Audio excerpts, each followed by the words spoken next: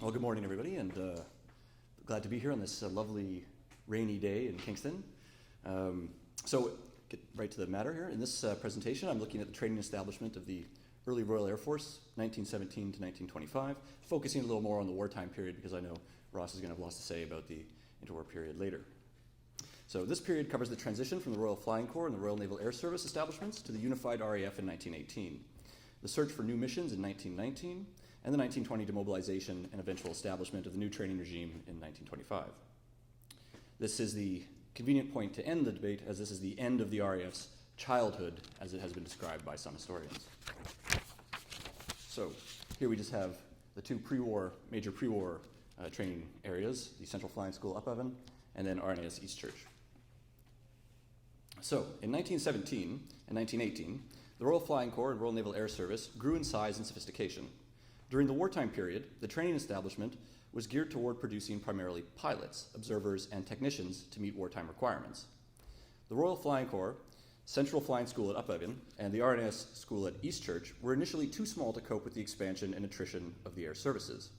In 1915, the air training organizations were increased by the integration of civilian schools to fill demand created by the war, and by May 1915, there were in total 11 schools.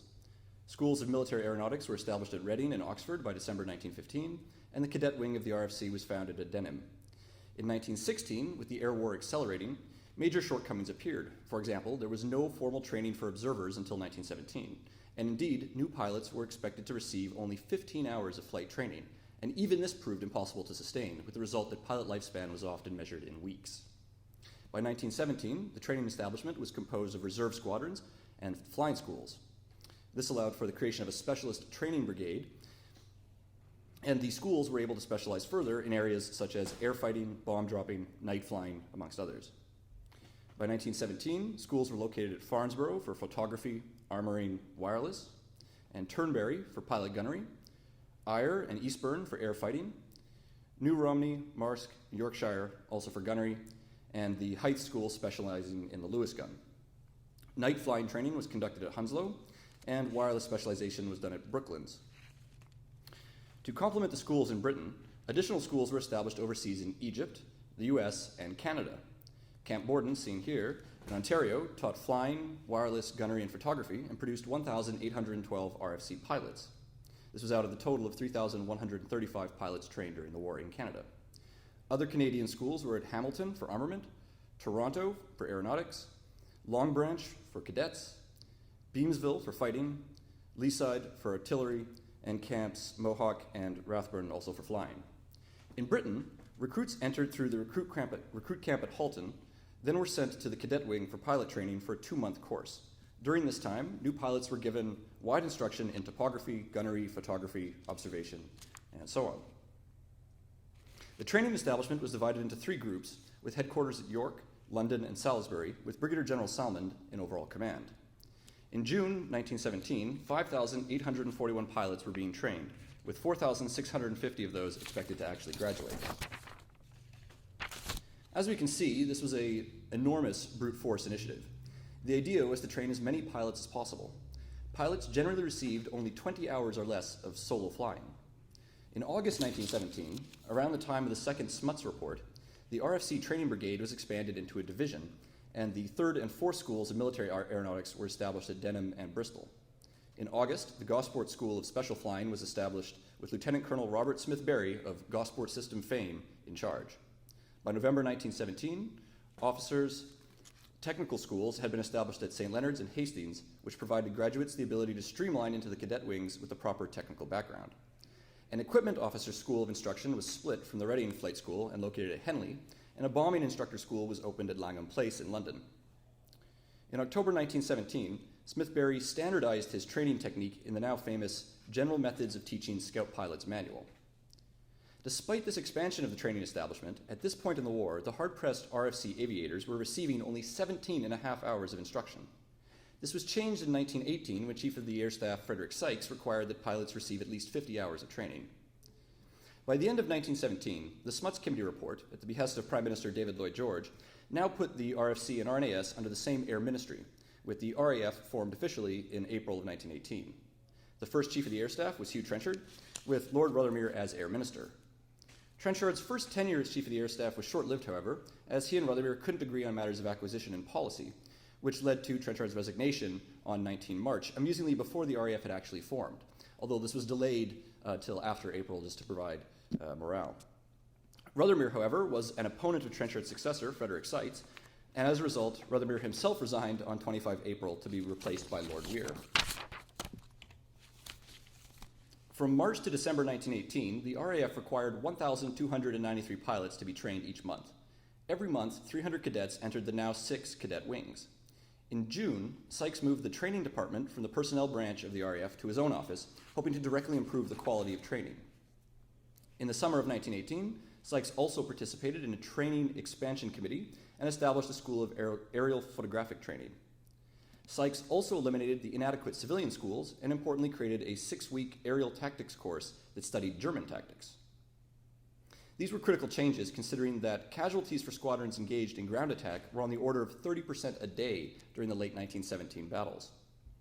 New observer schools were opened at Bath and Cheltenham, artillery schools at Gosport and Worthydown, and navigation bombing schools at Stonehenge, Andover, and Thetford.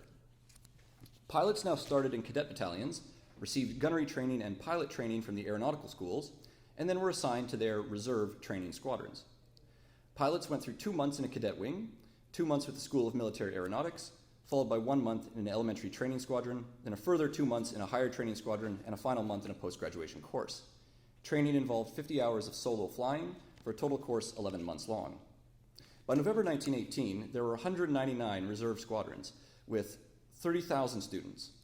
RAF total strength for November was 30,000 officers, 263,000 ranks, with 23,000 aircraft. Losses during the last months of the war were still significant, however. The RAF on the Western Front lost 1,302 aircraft between 21 March and 29 April alone during the massive German Spring Offensive. At the beginning of the First World War, there were 40 students at the Central Flying School at Uphoven. By November 1918, the RAF, RFC, and RNAS had trained 21,957 pilots. Now, just to give you some idea of the scale of this initiative, I've taken some pages from a Cross and Cockade article by Ray Sturdivant, which will show you the entire establishment of the RFC and RNAS. And so you can see each one of these represents a page. So squadrons on reserve training squadrons on the left, and then their location and little information about them. Going through here, you can also see Australian Flying Corps there, the training depots, and then the actual schools, specialist schools themselves here, and final RFC officer schools. So this was an enormous establishment, suffice it to say. Now, after the war, Sykes, as Chief of the Air Staff, was replaced by Trenchard, and the RAF was soon embroiled in a fight for its survival against such opponents as one-time supporter First Sea Lord David Beatty and Field Marshal Sir Henry Wilson, Chief of the Imperial General Staff. By January 1919, Winston Churchill had moved from the Ministry of Munitions to become Minister for War and Air. The organization of the RAF at the start of 1919 included Mesopotamia, Egypt, and India, and allowed for 70,000 officers and men. 41,000 of those were stationed in Britain, 12,000 in France, and 5,000 in the Middle East and other theaters. In October 1919, the Cabinet endorsed Lloyd George's August proposal for the 10-year rule, capping defense spending and beginning a major period of demobilization. In December, Churchill endorsed Trenchard's proposal, reducing the RAF to 30,000 men. Much of the drawdown came from disbanding former squadrons, in particular the Royal Naval Air Service squadrons, and included the demobilization of the women's RAF, for a total of 23,000 officers, 21,000 cadets, and 227,000 ranks demobilized, including 5,000 women. After 18 months of peace, only 28 out of 185 former service squadrons remained. By March 1920, only 3,280 officers and 25,000 other ranks remained in the RAF. Now, meanwhile, Trenchard had been closely supervising the writing of the first volumes of the official history, providing the RAF with a historical foundation. Volume 1 by Walter Raleigh was published after his death in 1922. However, the RAF itself does not actually appear until Volume 6, published by H.A. Jones in 1937.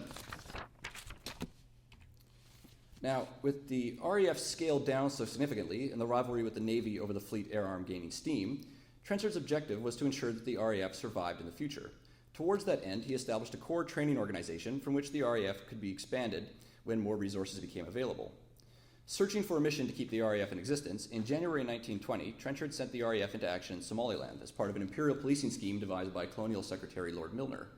By March, Trenchard presented Churchill with a proposal to use the RAF in Mesopotamia as well.